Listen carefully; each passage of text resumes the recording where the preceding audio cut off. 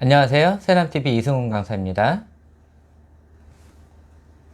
제가 강의하는 게 사람의 뇌 타입에 따라서 강의를 하고 있는데, 이 뇌 타입이 뭐 기본적으로 좌뇌 타입, 우뇌 타입이 있다고 얘기를 했어요. 그런데 뭐 뇌 타입에 대해서 강의하시는 뭐 교수님들이 몇 분 계세요. 그런데 그 댓글들에 보면은 뭐 학술적으로 나온 의견도 있고, 그거에 대해서 뭐 사람을 내 타입으로 구별할 수 없다, 이런 말도 있고, 뭐 양쪽 뇌를 다 쓰는데 어떻게 내 타입으로 분류를 하냐. 근데 이것도 뭐 서로 다 맞는 얘기예요. 한쪽 뇌만 가지고 쓸 수는 없어요.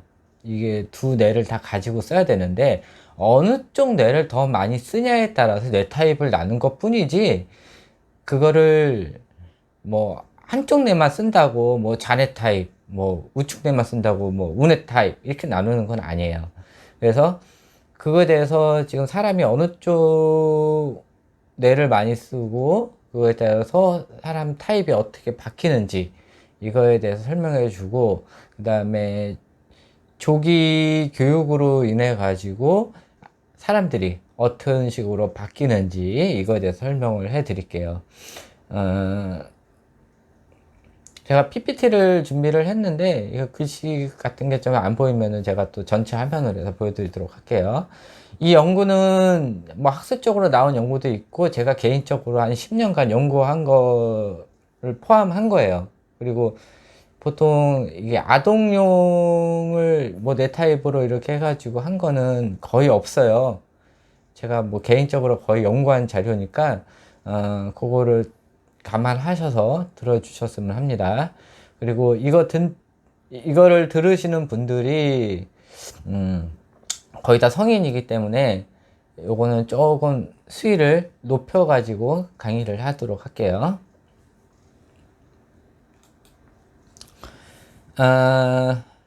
글씨가 안 보이죠? 이거 제가 큰 화면으로 다시 보여드리도록 할게요. 자네와 운의 역할이에요.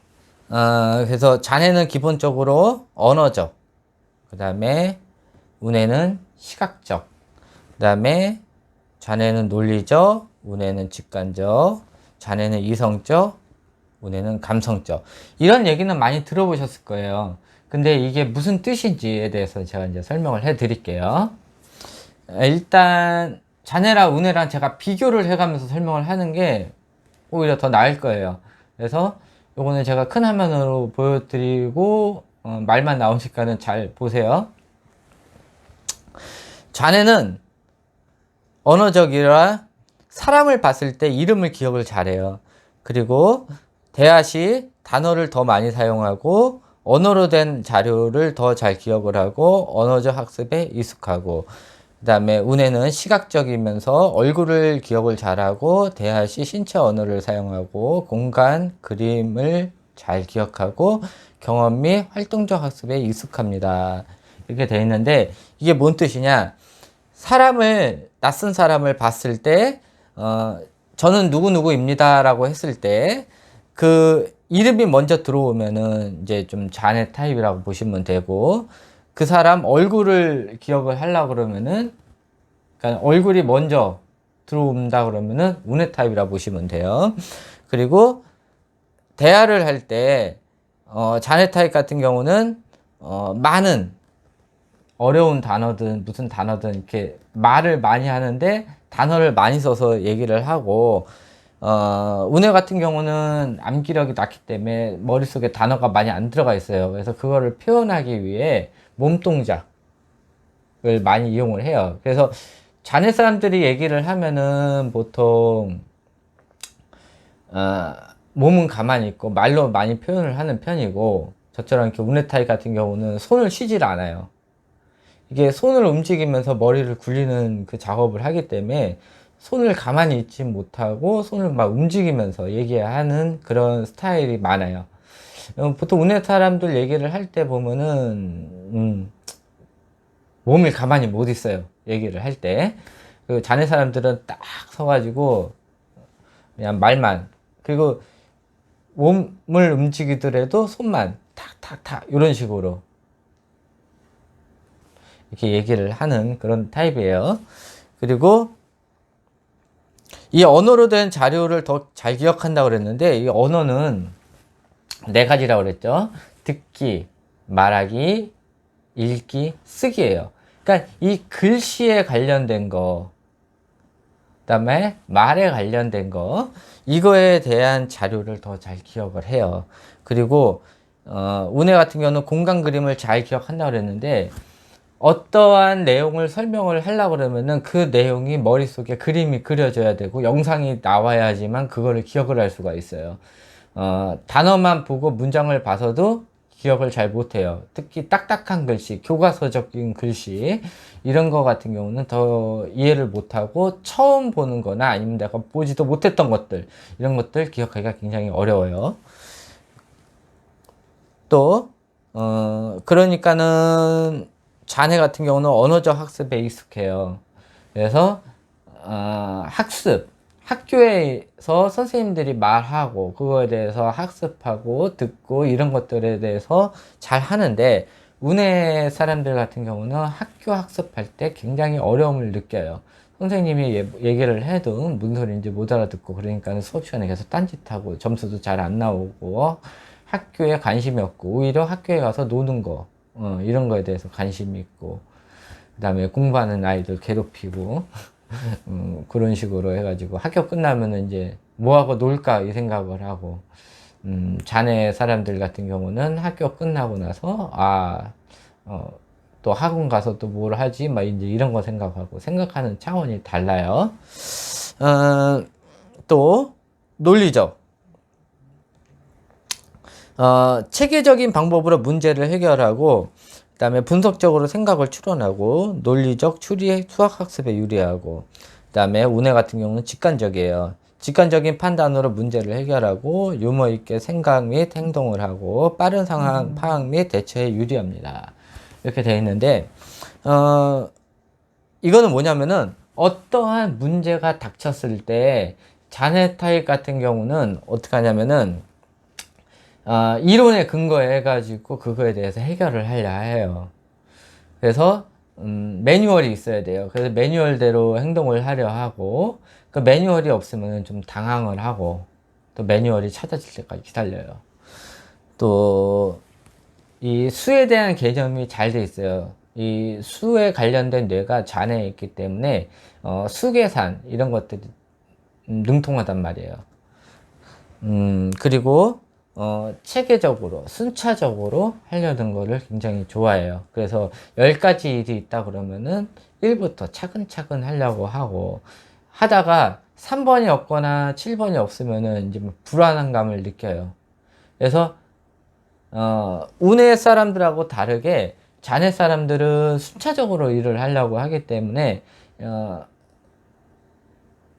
3번이 없든 7번이 없든 간에 일단 일을 진행을 해요. 그러다가 이제 3번을 할 때가 다가올 때 되면 이제 막 마음이 불안해지는 거예요.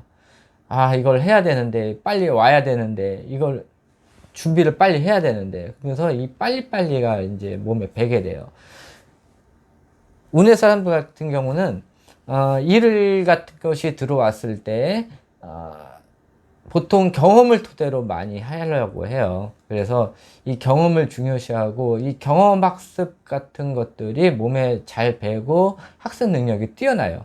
그래서 자네 사람들 같은 경우는 이 경험 같은 것도 내가 필요한 거 외에는 정보를 다 버려버려요. 하지만 운의 사람들은 내가 하는 모든 행위, 다른 사람들이 하는 행위들, 이런 것들을 보고 카피하고 머릿속에 저장해 놓고, 다른 사람이 했던 그런 경험 정보나 이런 것들도 다 머릿속에 저장을 해 놓고, 다른 사람은 이런 일이 터졌을 때 어떻게 했지 막 이런 것도 다 저장을 해 놓단 말이에요. 그러다가 어떤 일이 발생하거나 이랬을 때 본인이 했던 지금까지 경험이나 아니면 다른 사람이 했던 경험들을 토대로 바로바로 결과를 도출해내는 이 직관력이 향상이 돼 있어요. 그래서 대기업 CEO들이나 아니면은 뭐 소규모 사업장이라도 이게 사업을 하는데, 이런 전반적인 계획을 세우거나 아니면 일이 터졌을 때 이거를 해결하려는 능력, 이런 것들이 굉장히 뛰어나요.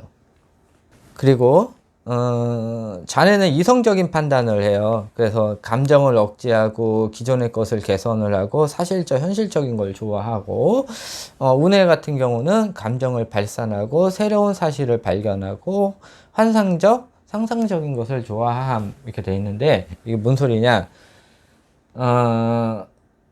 지금 뭔가 많이 불편해요. 뭘 바꿔야 되겠어. 이럴 때는 자네 사람들 같은 경우는 현실적인 거를 좋아하기 때문에 이것을 새로 바꾸는 것보다는 기존에 있는 거를 수정을 하려고 해요. 어차피 새로운 거를 넣으려고 하더라도 그 생각조차도 안 나고, 그런 거 생각하는 것 자체도 굉장히 귀찮아요. 그러니까는 기존에 있던 거를 조금씩 조금씩 바꿔가면서 하려고 하는데 그 외의 거는 생각을 못 해요. 하지만 운의 사람들 같은 경우는 기존에 있던 게 나쁘다고 생각돼 버리면은 이걸 개선하려고 하는 게 아니라 아예 새로운 거를 가져와요. 그렇기 때문에 이게 자네 사람들하고 운의 사람들하고 같이 동업을 하거나 같이 일을 하거나 이러면은 이제 거기서 이제 트러블이 생기는 거예요. 자네 사람들은 요거 요만큼만 바꾸면은 한번 해보자 이렇게 하는데, 운의 사람들은 야, 그거보다는 아예 이 방법으로 해보는 게 어떨까 하고 도전하는 거예요. 그러니까는 자네 사람들은 불안한 거예요. 지금 있는 것도 제대로 안 되고 있는데 새로운 거를 하려고 하니 굉장히 불안한 거예요. 그러니까는 이 자네 사람들은 이제 좀 현실적이고 지금 있는 거에서 이렇게 많이 벗어나지 않는 것, 이런 것들을 좀 좋아하는 타입이고, 운의 사람들은 이제 어떠한 것에 대해서 이제 의견을 내놓을 때 아예 엉뚱 생뚱 발랄한 것들, 이런 것들을 의견을 많이 내놓는 편이에요. 그리고 이 감정 같은 게 이게 좌뇌 사람들 같은 경우는 보통 개인 위주의 감정 같은 거를 많이 하고, 개인 감정이 그렇게 많지 않으면은 이렇게 감정 발산을 많이 안 해요. 그리고 본인이 이제 열받았을 때 욱하는 정도? 이 정도 하고, 뭐, 주위 분위기 이런 거에 어울리는 것보다는, 자기 개인에 있는 감정을 상대방한테 이렇게 보여주는 거? 그 정도인데, 운의 사람들 같은 경우는 이제 생각이나 상상 이런 것들이 많기 때문에 이제 감정이 풍부해요. 주변에 있는 이런 좋은 장소를 가거나 이랬을 때도 자네 사람들에 비해 운의 사람들의 감정이 더 풍부하고 그거를 표현하고 싶어 해요. 이걸 표현하는 게 운해에 있는 이제 만들기나 그리기나 그 다음에 음악, 또 글 쓰고 이런 것들로 많이 표현을 해요. 그리고 자네 사람들은 뭐 그런 거를 표현을 안 하고 그냥 말로만 이렇게 표현을 많이 해요. 그래서 어떠한 상황이 닥쳤을 때 그것을 자네 사람들은 이제 언어적, 논리적, 이성적으로 많이 판단을 하고, 그 다음에 운의 사람들은 시각적, 직관적, 감성적으로 많이 처음에 딱 했을 때 그렇게 많이 판단을 한단 말이에요. 근데 이걸 처음에 들어왔을 때 이 판단이지, 그리고 나서 다시 얘기를 하면은 좌운의 타입 같은 경우는 사람을 봤을 때 이제 이름을 기억을 하지만은 얼굴도 같이 기억할 수 있는 능력을 키우는 게 좌운의 타입이고, 우좌의 타입 같은 경우는 사람을 처음 봤을 때 얼굴은 기억나는데 이름 계속 기억이 안 나. 그러면은 이름을 기억나기 위해서 계속 노력을 하다 보면은 이제 좌뇌는 이 기억력에 관련된 데가 그래도 조금 올라가는 거예요. 그렇게 하는 거예요. 또 좌뇌 타입은 논리적인 판단을 많이 한다고 그랬죠. 매뉴얼에 대해서 판단을 하는 거예요. 근데 이 매뉴얼이 없어. 그러면 어떻게 해요? 이 직관력을 늘려가지고 그나마 본인이 가지고 있던 경험을 토대로 일을 해결해 나가려는 이 직관력을 늘리면 되는 거예요. 또 운의 사람들도 이 직관력에 따라서 행동을 하지만은 추후에 이게 내가 한 행동이 잘 됐는지 잘못됐는지 이런 것들을 매뉴얼을 다시 찾아가면서 아 이게 잘 됐구나 잘못됐구나 이런 것들을 다시 판단할 수 있는 그런 것들을 또 키우는 것이고, 그 다음에 자네 사람들 같은 경우는 이제 또 이성적인 게 판단을 하고 감정 같은 경우 이제 많이 느끼지 못하는데, 이런 감정 같은 거, 상대방을 생각하는 심들, 이런 타인을 생각하는 마음, 이런 것들을 늘리면서 본인도 중요하지만은 타인도 중요하다. 이런 것들을 늘리는 거고, 이 운의 사람들도 항상 타인 위주로 생각을 하려 해요. 저 사람, 내가 이런 행동을 할 때 저 사람은 어떡하지? 저 사람이 싫어하면 어떡할까? 내가 이렇게 하면은 저 사람이 나 미워할 텐데.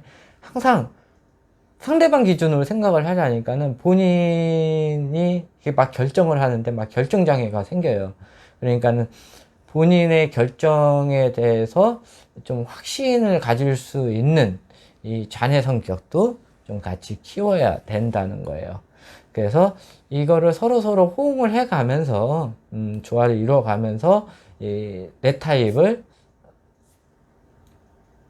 이렇게 조절을 하는 건데, 일단은 기본적으로 자네와 운의 타입의 사람들에 대해서 특징을 알아봤고요. 이 뇌 세포가 어떻게 구조가 되어 있는지 제가 말씀을 드릴게요. 요거를 알면은 좌뇌 타입과 우뇌 타입 아까 설명한 게 뭔 뜻인지 알 수 있으실 거예요. 이 좌뇌에는 기본적으로 논리, 언어, 문법, 또 정리정돈, 계산, 체계적 수리, 계획, 화술, 작업 진행, 분석, 전략 등이 있어요. 또 운해에는 상상, 생각, 생상, 비전, 음주, 열정, 글짓기, 그림, 음악, 글씨체, 에너지 등이 있어요. 다시 말하면은 자네 타입이 큰 사람들은 논리력이 세고요. 그러니까는 말을 잘해요. 또 언어 관련돼서, 그래서 자네 타입 아이들이 말을 금방 떼어요. 그리고 문자 학습하는데도 많이 문제가 없고요. 또 문법에 관련돼서도 자네 타입이 더 강해요. 그래서 외국어 같은 걸 배울 때 순서에 입각해서 배워요. 그게 원래 언어 배우는 순서는 아닌데, 이 문법에 관련된 뇌가, 또 기호 해독하는 뇌가 더 활성화가 되기 때문에 ABCD부터 배우고, 그 다음에 단어를 배우고, 문장을 배우고, 독해를 배우고, 그 다음에 읽기를 배우고, 그 다음에 회화를 하는 이 순서가, 회화는 이쪽이거든. 그게 어렵단 말이에요. 듣는 게 어려워요. 자네 사람들이. 그래서 웬만하면은 대화를 할 때 상대방 얘기 안 듣고 본인 얘기만 막 하려고 하는 게 이 듣는 힘이 약해요. 그러니까는 이 본인 얘기를 좀 많이 하려고 남 얘기를 좀 잘 안 듣는 편이에요. 본인 확고한 신념 때문에 그런 것들이 있기 때문에, 그리고 또 이 자네 학습에 관련된 데가 다 좌뇌에 있어요. 그렇기 때문에 학교 교육을 하는데도 지금 현재 우리나라 학교 교육을 하는데 별 문제가 없어요. 왜? 우리나라는 아직까지도 좌뇌 교육이기 때문에, 그리고 선생님 자체도 거의 다 좌뇌 선생님들이에요. 그렇기 때문에 운의 사람들을 싫어하고 운의 아이들이 하는 행동을 싫어해요. 그리고 운의 교육이 뭔지를 몰라요. 생각하는 교육 이런 것들을 몰라요. 그렇기 때문에 아직까지는 좌뇌 교육이 학교에서 실시되고 있으니까는 선행학습이니 이런 것들을 부모님들이 학교 가기 전에 이렇게 막 시키는 이유가 어쩔 수가 없어요. 이게 학교 자체가 이러기 때문에. 그래서 우리나라를 교육 후진국이라고 하는 거예요.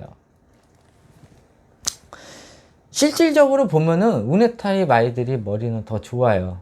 이 머리가 더 좋다는 게 이 지능이 좋다는 게 아니라 전반적으로 생각하고, 그 다음에 판단하고, 이런 것들이나 이제 데이터 양을 받아들일 수 있는 양들, 이런 것들이 굉장히 좋기는 한데, 학교 교육 자체가 좌뇌 교육이기 때문에 아이들이 우리나라 학교 교육을 하는데 굉장히 어려움을 느끼고, 보통 3학년이 넘어버리면은 학교랑은 빠이빠이 하는 거예요.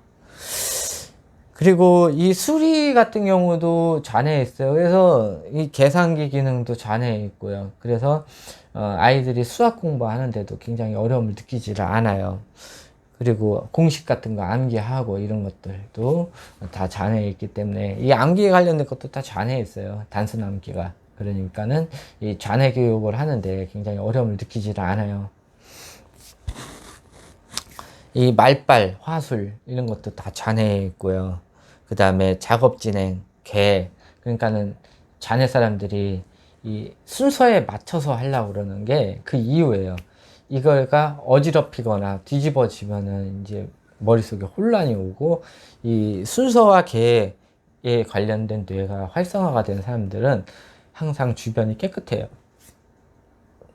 지저분한 걸 싫어한단 말이에요. 그리고 이 좌뇌 사람들끼리도 싸우는데, 이게 이 뇌 크기에 따라서, 이 계획과 작업 진행, 이 뇌 크기에 따라서 본인보다 조금이라도 떨어진 사람 보면은, 본인 생각에 본인보다 떨어진 사람들 보면은 답답한 거예요. 좌뇌 사람들끼리도 그런데, 이런 거를 하지도 않는 우뇌 사람들한테는 얼마나 답답함을 느끼겠어요. 그래서 완전 상극이에요. 그래서 계획과 작업 진행, 이 센 사람들하고는 또 우뇌 사람들하고 상극이고, 이 논리력, 이 센 사람들, 또 언어 능력, 이런 것들, 문법, 이런 것들이 센 사람들은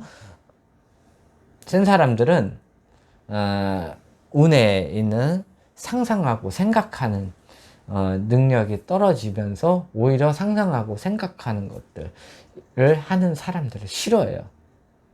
그러니까는 이 사람들, 논리력과 언어 능력 이런 것들이 활성화된 사람들은, 다른 사람들이 야 이거는 어떻게 하면, 야 생각하지 말고 지금 있는 거 가지고만 얘기해, 이런 식으로 얘기를 한단 말이에요. 그러니까는 이 사람들은 생각하고 상상하는 것 자체가 무슨 느낌인지 몰라요. 항상 정해진 매뉴얼대로, 있는 사실 그대로 팩트를만 중요시하기 때문에, 그리고 이 팩트가 본인이 생각하는 팩트일 수도 있고, 그 다음에 본인이 인정하는 사람, 그 한 사람에 대한 팩트일 수도 있어요. 그 외에는 받아들일 생각을 안 해요. 그리고 좌뇌 자체가 한 번에 한 가지 정보밖에 저장이 안 돼요. 추가 정보는 우뇌에 저장을 한단 말이에요. 근데 좌뇌가 세면 셀수록 정보 양이 적어요. 그렇기 때문에 새로운 정보가 왔을 때 기존에 있는 정보를 치환을 하는데, 이 치환하려고 그러면은 그 사람을 설득을 시켜야 되는데, 이 설득시키기가 엄청나게 어려워요. 그래서 특히 나이가 먹으면 먹을수록 이 좌뇌가, 우뇌가 점점 떨어지기 때문에 좌뇌에는 고지식함, 고집 이런 것들만 남게 돼요. 그래서 지금 나이 많이 드시니까 어르신들이 조금 좀 많이 세뇌 당하고 이런 것들이 그 이유예요. 세뇌하기가 굉장히 쉬워요. 자, 우뇌에서는 상상하고 생각하는 능력이 굉장히 뛰어나요. 그래서 멍하니 있어도 여러 가지 막 생각을 하고, 뭔가 불편한 거 있으면은 머릿속으로 엄청나게 생각을 하면서 새로운 것을 막 만들어내고, 없는 거를 창조해내고, 이런 것들을 굉장히 좋아한단 말이에요. 뭔가 굉장히 안 좋아. 뭔가를 해결을 해야 되겠어. 근데 자네 사람들은 이론에 입각해서 하기 때문에 답이 나오질 않아요. 그러니까 맨날 책을 찾아보고, 이거 어떻게 하면 좋을까 이런 것만 찾아보고, 또 뭐 영상을 찾아보더라도 어떤 사람이 이거 하면 좋다고 그래. 그러면은 다른 것들도 찾아봐야 되는데, 자기가 인정하고자 하는 사람들, 그런 사람들 정보만 찾아보고, 이거는 이러니까는 무조건 이렇게 해야 돼 라고 생각을 해요. 하지만 운의 사람들은 그러진 않고 여러 가지 정보를 찾아보고, 그거에 대해서 자면서, 보통 자면서 많이 생각을 해요. 운의 사람들은 알 거예요. 자고 일어나면 새로운 게 만들어지고 이런 것들이 나오는데, 그게 자면서 머릿속에서 계속 로테이션을 돌면서 새로운 정보를 만들어내고 있는 거예요.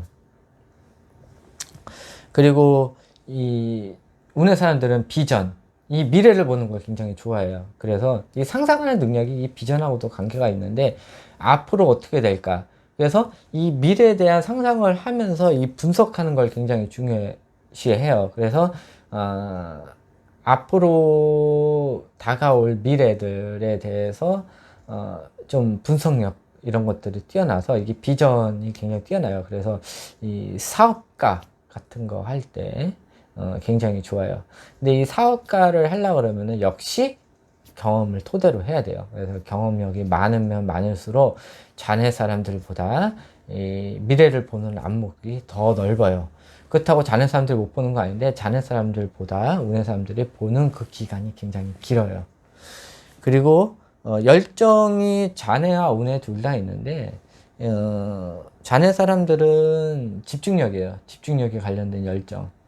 그 다음에 운의 사람들은 어떤 거에 대해서 모든 에너지를 다 쏟을 수 있는 열정이에요. 그래서 평소에 운의 사람들은 집중력이 약해요. 뭐 10분, 20분 막 이렇게 하는데, 본인이 좋아하는 거를 하게 돼 버리면은 이 보통 운의 사람들이 이거 했다 저거 했다 많이 하거든요. 이게 보통 엄마들이 싫어하는 거, 아빠들이 싫어하는 거. 야, 밥 먹을 때는 밥만 먹어. 무슨 TV를 보고 신문을 봐. 딴 것들 하지 마. 이런 사람들은 조금 잔해에서 조금 잔해 타입일 수도 있어요. 근데 뭐 TV도 보면서 밥도 먹으면서 이런 사람들은 이제 보통 이제 중간 단계고, 운의 사람들은 TV를 보며 밥을 먹으며 핸드폰을 만지며 머릿속으로는 어제 한 거 생각하고 또 내일 할 거 생각하고, 그러면서 아까 있었던 일 생각을 하면서 또 밥을 먹으면서 뭐 딴 생각을 하고 딴 짓을 하고 계속 이런단 말이에요. 이게 좀 옆에서 보기에는 좀 정신없어 보일지 모르지만은 이게 운의 사람들만의 다른 능력이에요. 이게 자네 사람들이 보기에는 제일 싫어하는 성격이긴 한데, 운의 사람들은 운의 사람들 나름대로 여러 가지 생각들을 하면서 이 분산력을 키우는 거예요. 이 분산력이 뭐냐면은, 이게 여러 가지 능력을 할 수 있는 그 시간대를 점점 늘려요. 늘리면서 이 스위치 태스킹을 늘리면서, 이게 어떤 것에 대해서 집중을 할 때, 관심 있는 걸 할 때 이 분산력이 한 번에 싹 모여요. 그래서 그때 되면은 다른 거 할 생각은 안 하고 그거에 집중을 하는데, 그 집중도가 이 자네 사람들이 비교하지 못할 만큼의 집중도가 나와요. 기본적으로 한 800% 정도 좌뇌. 그래서 어떤 것을 할 때 남들 좌뇌 사람들이 1년 동안 배울 거를 운의 사람들은 단 뭐 몇 주 만에 그거를 완벽하게는 아니더라도 최하 7, 80% 정도는 배울 수가 있어요. 그래서 그런 능력을 가지고 있어요. 운의 사람들은 알 거예요. 또 이 그림, 글짓기, 음악, 뭐 또 글씨체 같은 경우도 대부분 보면 이뻐요. 좌뇌 사람들은 글씨체 하나를 계속 가지고 가지만은, 운의 사람들은 글씨체를 여러 가지, 좀 디자인이나 카피 능력이 있기 때문에 여러 가지를 가지고 있어요. 그리고 이 운의 사람들은 태어날 때 이 태어난 능력에 따라서 유전적인 영향이라고 그럴까? 그런 거에 따라서 예술적 감각에 관련된 뇌가 하나가 굉장히 크게 태어나요. 근데 보통 부모님들이 그걸 못 보고 지나치거나 무시를 하는 경우가 있어요. 그래서 아이들이 재능을 많이 버리는 경우가 있어요. 그러니까는 아이들이 어렸을 때 그런 것들을 좀 잘 봐주시는 게 좋아요. 자, 그 다음에 이 네 타입의 종류가 5가지가 있어요. 뭐냐? 극좌형, 좌우형, 우좌형, 극우형, 영재형 이렇게 있어요. 이 극좌형 같은 경우는 보통 좌뇌 쪽 뇌를 70% 이상 쓰고 운해를 30% 이내로 쓰는데 운해 사람들을 엄청나게 싫어하는 사람이에요. 이 극자형 같은 경우는. 그러니까 운해 사람 스타일 자체를 완전히 극적으로 싫어해요. 너무 싫어해요. 인간 이하 취급을 하는 그런 사람들이에요. 이 극자형 같은 경우는 본인 자신밖에 모르고요. 그 다음에 너무 이기주의적이고, 그 다음에 대신 지능이 굉장히 높아요. 암기력 굉장히 높아요. 또 권력을 중요시하고, 그 다음에 너무 권위주의적이고, 고지식하고, 고집불통이고, 그 다음에 상대방 말 들으려 하지 않고, 자기 자신이 왕이고, 자기 자신이 신이에요. 이런 사람들이에요. 좌우형은요, 일반적으로 자네 타입으로 태어난 사람인데, 그나마 유아 시기 때 운의 교육이 잘 돼가지고 좌우 타입으로 태어난 사람들이고, 우자형은 운의 타입으로 태어났는데 정상 시기에 자네 교육이 돼가지고 자네 타입으로 정상적으로 성장한, 그러니까 보통 좌우형이나 일반적으로는 우자형이나 요거는 이제 보통 사람들을 얘기를 해요. 근데 뭐 우자형 같은 경우는 이제 운해 타입인데 보통 냅둔 애들, 그냥 뭔 짓을 하든 그냥 냅둔 애들, 이런 애들이 정상적으로 우자형으로 클 확률이 많아요. 근데 엄마나 아버지가 이제 아이들이 너무 이제 막 정신없고 그러니까는 계속 못하게 하고 화를 내고 혼내고 이러다 보면은 이런 아이가 어떻게 되냐? 극우형으로 바뀌어요. 굉장히 위험한 거예요. 이 극우형으로 바뀌어 버리면은 아이들이 정상 생활을 못 해요. 좀 일본에 얘기하면 히키코모리라고 집안에 박혀가지고 나오지도 않고 무슨 오타쿠나 아니면 한 가지만 막 미친 듯이 하려고 그러고 밖에 나오지 않고 이런 아이들, 그때 되면 뭐 아이들은 아니고 이제 뭐 성인이겠죠. 그리고 또 극자형 부모 밑에서 자라는 운해형 아이들은 극운해형으로 바뀌면서 정신질환을 앓아요. 그래서 뭐 나중에 설명하겠지만은 뭐 ADHD나 아니면은 뭐 후천성 발달장애 이런 것들을 알는데, 요게 언제 나타나냐? 학교 들어가면서 아이들이 좀 정신질환이 나타나는데, 그때 가서 심리학 상담소나 아니면 병원에 가더라도 뭐 약물 치료를 해야 되는데, 이거를 고치기 힘든 게 이 부모는 본인이 잘못된지 몰라요. 왜? 본인이 항상 다 맞다고 생각을 하기 때문에 이 아이가 잘못됐고, 그 다음에 그렇게 말하는 선생님이 잘못됐다고 생각을 해요. 그렇기 때문에 이런 아이들은 부모를 잘못 만난 죄로 평생 그렇게 살아야 돼요. 자, 또 영재형 같은 경우는요, 요 아이들이 아이였을 때예요. 요 아이들이 뇌교육을 제대로 한 거예요. 어린 시기에 만약에 문자를 터득을 했다, 자네형 아이들이, 그러면은 운해 교육을 굉장히 더 많이 시켜줘 가지고 자네가 터지면서 운해 교육을 시켜주면서 자네 운해가 더 발달을 하는 거예요. 그러니까 50%라고 뭐 뇌가 막 반반씩 쓰는 게 아니라 전체적인 뇌 비율이 다 큰 거예요. 전체적으로 뇌 비율이 다 큰 거예요. 이거는 좌우형 같은 경우는 좌뇌가 더 크고 우뇌가 좀 더 작아요. 그 다음에 우자형 같은 경우는 우뇌가 크고 좌뇌가 작아요. 근데 이 작은 부분을 교육으로 인해 가지고, 영재 교육으로 인해 가지고 좌뇌형 아이들은 이제 우뇌 교육을 시켜주고, 우뇌형 아이들은 좌뇌 교육을 시켜줘 가지고 전체적인 뇌 비율을 전부 다 올려주는 그런 교육을 하는데, 집에서는 굉장히 하기가 어렵고, 그 다음에 이 영재 교육하는데 뭐 한 달에 뭐 몇 번씩 하는데 굉장히 어려워요.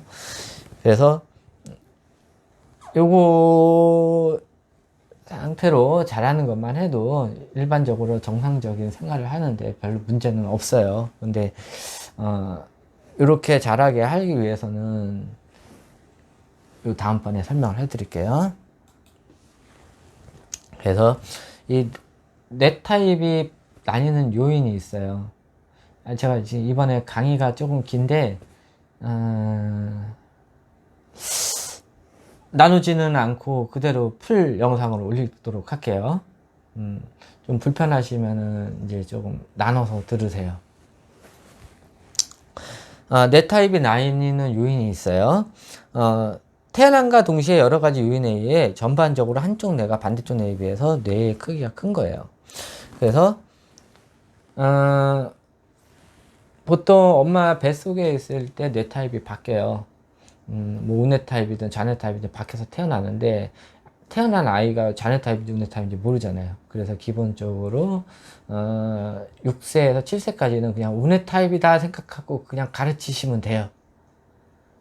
그렇게 하시면 되고, 그거를 구분할 수 있는 것은 전문가 아니면은 아이들을 구분을 못 해요. 그리고 확실히 할 수 있는 게, 아이가 뭐 40개월 넘어가지고 막 글씨에 관심을 보인다 그러면 100% 자네 타입일 가능성이 많아요.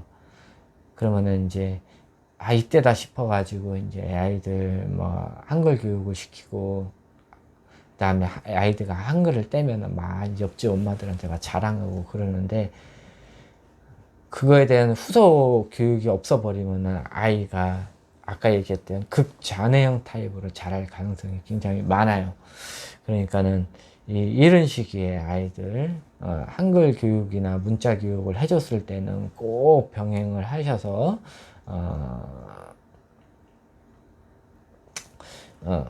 운해 교육을 해주셔야 되고, 아이가 한글 같은 거를 뗐을 때 딱 거기서 멈춰야지, 조기 교육 절대 해주시면 안 되고, 거기에 숫자 교육까지 들어갔다 그러면 아이는 이제 우뇌가 막히는 그런 상태가 되면서 좌뇌만 성장할 가능성이 굉장히 많아요. 이런 시기에 좌뇌가 성장하면은 아이 스스로 판단할 수 있는 능력, 이런 것들이 떨어지고, 부모가 없으면 아무것도 못하고 부모 바라기가 되고, 겉으로 보기에는 부모 말을 잘 듣는 아이일 수도 있지만은 나중에 결정장애가 오고 부모가 없으면 아무것도 못하는 그런 아이로 자랄 수가 있어요. 또 이 우뇌 타입으로 태어났는데 아이한테 너무 강압적으로 시키거나 너무 강요하거나 요구하거나 아이를 혼내거나 이러다 보면은 아이가 이 강압적이라는 것부터 해가지고 막 시키는 거 하게 하는 거, 이런 것들이 보통 좌뇌 쪽인데, 이거를 계속 아이한테 시키다 보면 아이가 좌뇌 거부 반응이 일어나요. 그래서 정상적으로 7살이 넘었는데도 좌뇌가 성장을 안 할 가능성이 굉장히 많아요. 그러다 보면은 아이가 극우뇌 타입으로 자라면서 조금 정신적 질환을 앓을 수가 있어요. 그래서 자네 타입 아이들은 기본적으로 언어 관련 뇌가 우네 타입 아이에 비해 더 발달되어 있어요. 그래서 말을 더 빨리 배우고 문자 습득도 일찍 할 수가 있고요. 특히 남아보다는 여아가 기본적으로 언어 지능이 20에서 30%더 좋아요. 그래서 남자보다 여자들이 말빨이 더 좋은 게 이 언어 지능이 남자보다 더 좋기 때문이에요. 그것도 있고, 이게 나중에 이게 너무 복잡하게 들어가면 안 되는데, 이게 뇌량이라고 자뇌와 우뇌를 연결해주는 그 통로가 있어요. 그게 언어 관련된 뇌량이 남자보다 여자가 20에서 30% 정도 더 커요. 그래서 말도 더 많고 말빨도 더 좋고, 이런 게 그것 때문이에요. 또 0세부터 만 7세까지는 우뇌가 비약적으로 발달을 하는데, 우뇌 타입 아이들은 기본적으로 우뇌가 자뇌 타입 아이들에 비해서 잘 발달되어 있고, 특히 우뇌 중 특정 부위 뇌가 유전적으로 더 발달되어 3세 이후에 특별한 재능을 보인다라고 했는데, 이 좌뇌랑 우뇌랑 이제 아이가 태어났을 때 우뇌 타입 애들은 좌뇌에 있는 뇌들이 다 작아요. 반대로 좌뇌 타입 애들은 우뇌 타입의 뇌 자체가 다 커요. 대신 반대로 우뇌 타입 아이들은 뇌 자체가 다 커요. 근데 좌뇌 타입 애들은 우뇌가 다 작아요. 그렇기 때문에 이 우뇌 타입 애들은 이제 크면서 2살, 3살 지나면서 더 발랄하게 뛰고 더 정신없고, 이런 것들이 이 뇌 발달이 좌뇌 아이들보다 더 활발하게 돼 있기 때문에 더 정신이 없고 이것저것 더 신경 쓰려고 그러고 더 관심 보이고 이런 것들이 이 뇌 때문에 그래요. 근데 자네 아이들은 이제 좀 얌전하죠. 얌전하고 또 집안 환경상 부모님 자체들이 또 많이 자네 타입이면은 아이가 금방 우뇌를 버리고 자네 타입으로 갈 가능성이 굉장히 많아요. 그리고 우뇌 타입 아이들은 이 뇌가 특정 부위가 굉장히 커요. 그래서 특별한 재능을 보인단 말이에요. 아버지가 또는 어머니가 음악을 했어. 그러면 아이는 음악에 관련된 뇌가 커요. 그래서 특히 아버지 재능을 많이 따라가요. 아버지가 축구 선수면 아이들도 축구 선수고, 아버지나 어머니나 뭐 기타를 잘 친다, 아니면은 뭐 바이올린을 잘하고 뭐 음악을 되게 잘한다, 그러면은 아이도 음악을 잘할 가능성이 굉장히 많아요. 그리고 아버지나 어머니가 뭐 굉장히 지능이 높다, 뭐 둘 다 의사다, 의사가 변호사다, 그러면은 좌측에 있는 이 학습에 관련된 뇌가 더 발달이 될 가능성이 굉장히 많아요.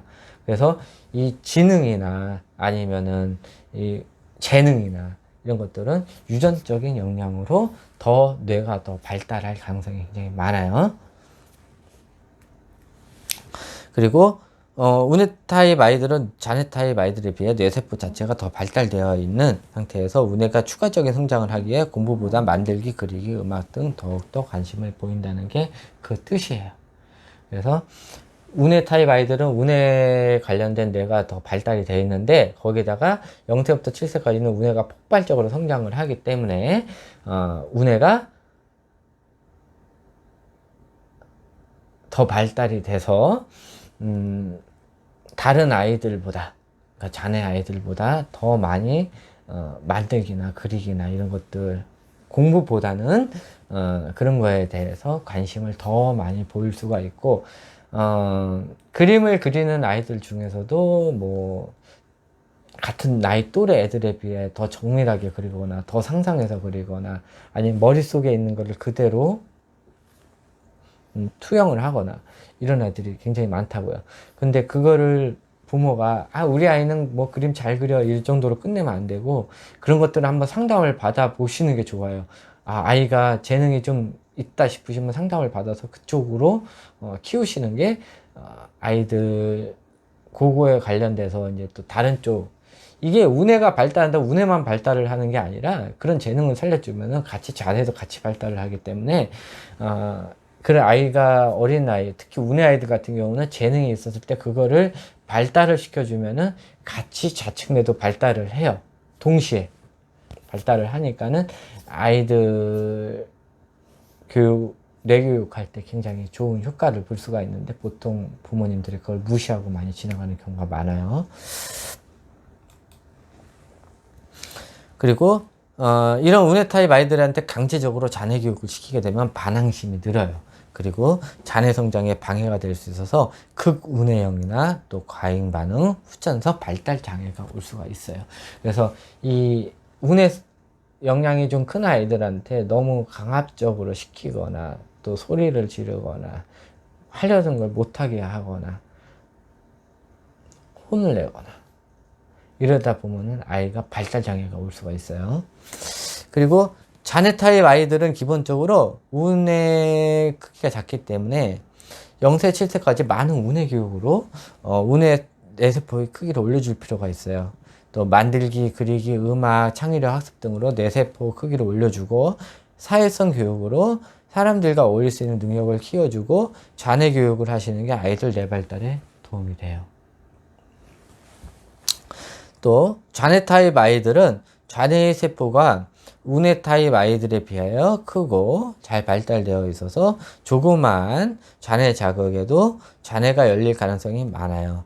자뇌가 열리는 순간 그때까지 성장한 운해의 뇌세포는 다른 아이에 비해 성장 속도가 느려질 가능성이 굉장히 많습니다 라고 되어 있는데, 요거는 뭐냐면은 너무 이른 시기에 잔해를 자극을 줘요. 뭐 만 60개월 이하의 뭐 잔해 자극을 줘버려 버리면은 이 아이들 우뇌 교육을 하면서 우뇌 뇌세포를 올려줘야 되는데 우뇌 자체도 원래 작아요. 우뇌에 있는 뇌세포 자체도 작은데 그거를 만 7세까지 폭발적으로 성장을 시켜줘야 되는데 이 성장하고 있는 이 단계에 잔해 교육을 계속 시켜줘 버리면은 이 뇌세포가 발달을 하지 못하고 거기서 더 성장을 뭐 1, 2, 3, 4, 5, 6, 7, 8, 90 이렇게 해야 될 거를 1, 2, 3, 4 이런 식으로 천천히 성장을 하든지 아니면은 잔해 교육을 너무 많이 시켜버리면은 우뇌 성장이 거기서 멈춰버릴 수가 있어요.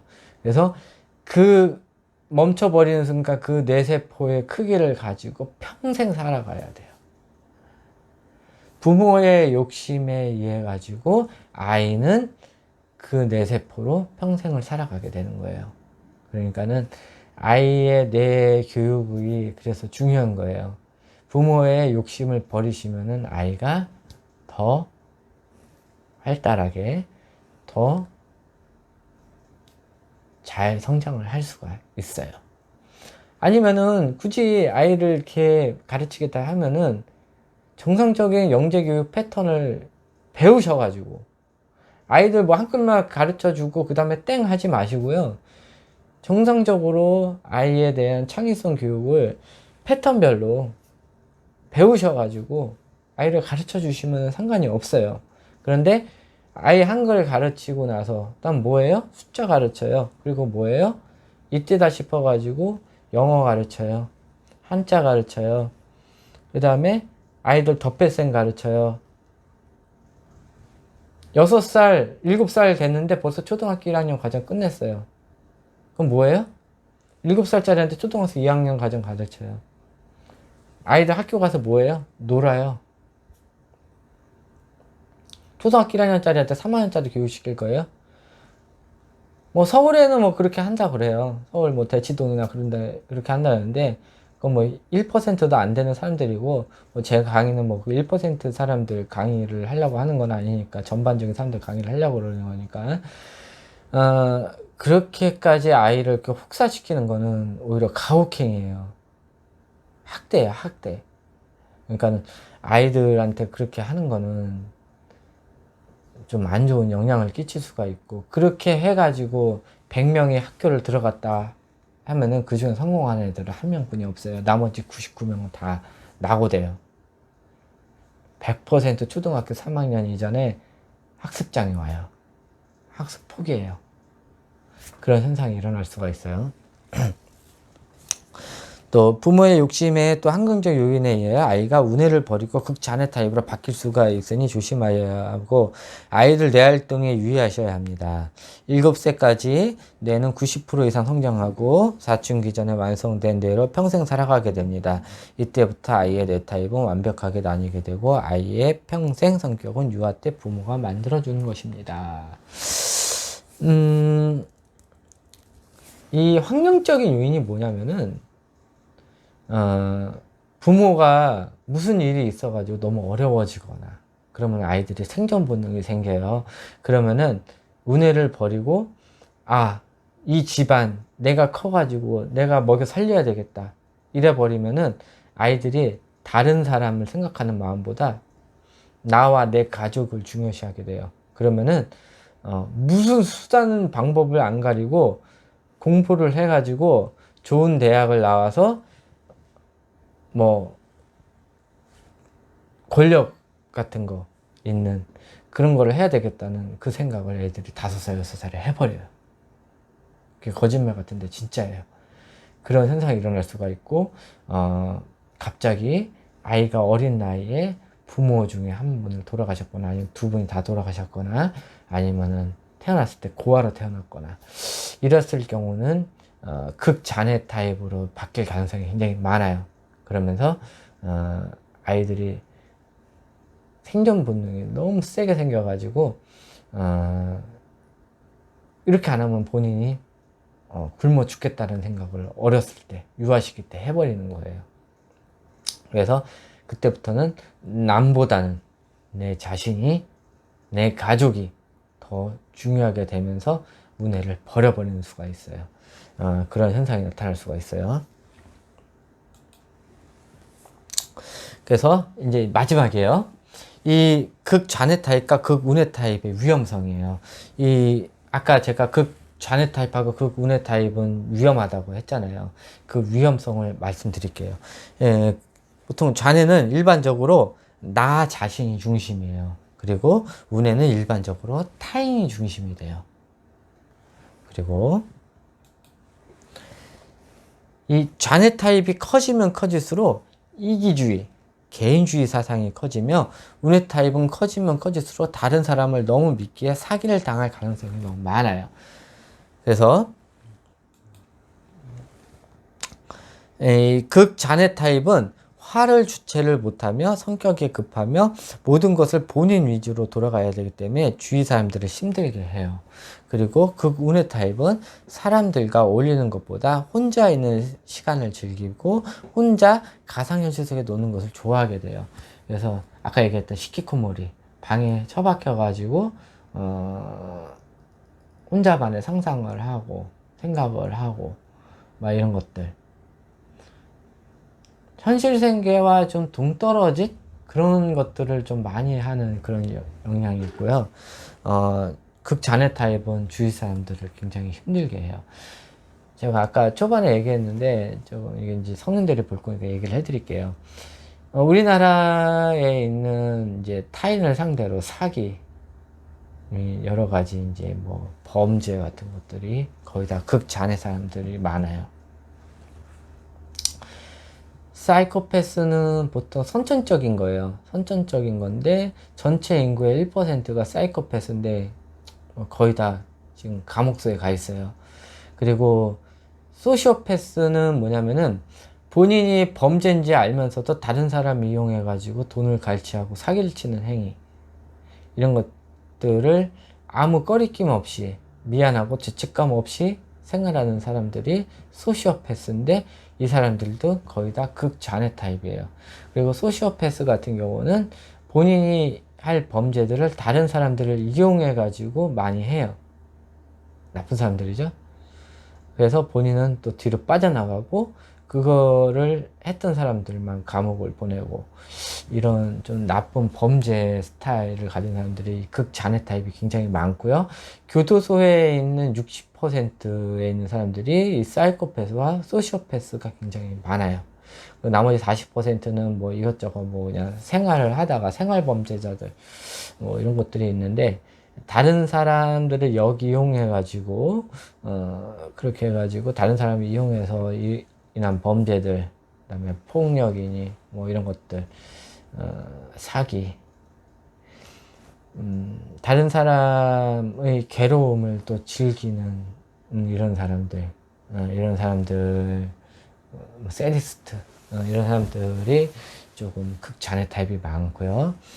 극운해 타입 같은 경우는 보통 이제 선천적 질환 가지고 있는 사람들 빼고는 후천적 질환을 가지고 있는 사람들은 이런 극잔해 사람들이 부모였을 때 아이가 이렇게 바뀔 가능성이 굉장히 많아요.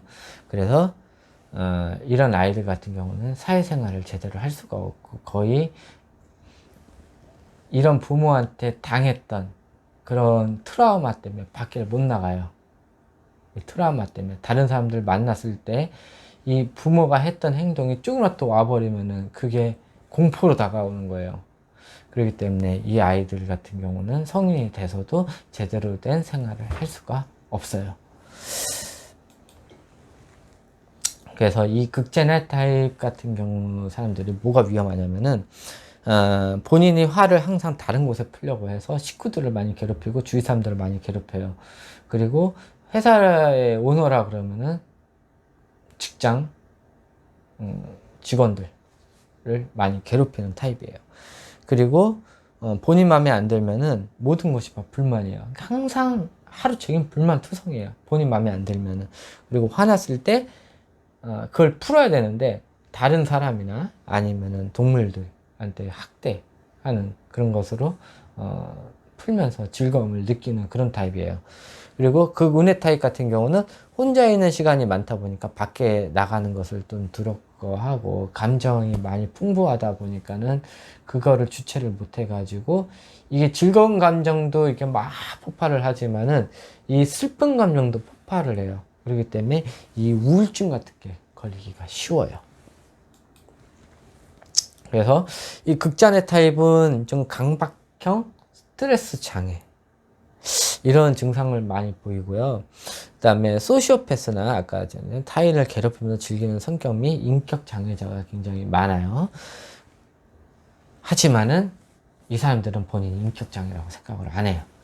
그게 위험한 거예요. 또 극운해 타입은 유전적인 원인도 있지만 후천적인 극장애 타입 부모에 의해 ADHD 등 정신질환 및 주의력 결핍 증상이 일어날 수가 있어요. 이 주의력 결핍 증상이 ADHD예요.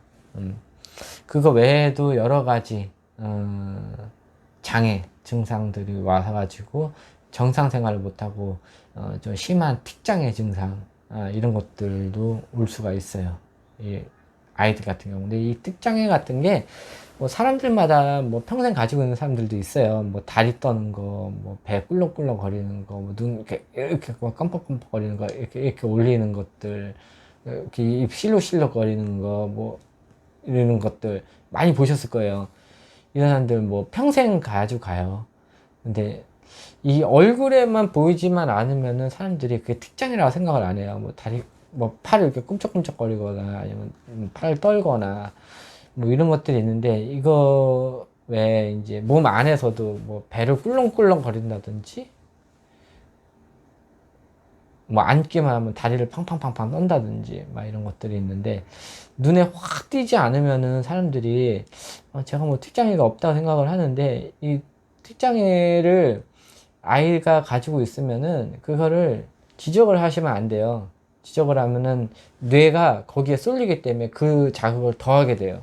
그래서 아이가 특장애를 보였다 그러면은 그거에 대해서 신경 쓰지 마시고 아무 일 없는 듯 지나가 버리시면은 1, 2주 이내에 그냥 넘어갈 가능성이 있는데 이 특장애가 한 달을 넘어간다 싶으시면은 바로 병원을 찾아가셔야 돼요.